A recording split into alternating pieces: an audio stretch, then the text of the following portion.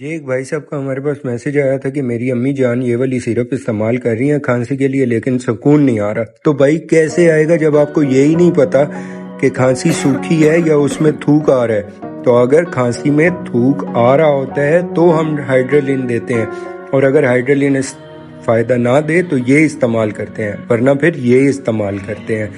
और अगर सूखी खांसी हो तो ये इस्तेमाल करते हैं। लेकिन मेरा मशवरा है, क्योंकि साइड इफ़ेक्ट्स होते हैं इन दवाइयों के, शहद को इस्तेमाल करें पानी में हल करके। तो ऐसी और मज़ेदार टिप्स के लिए हमें फॉलो कर लें, हमारी ऐसी वीडियोस आती रहती हैं।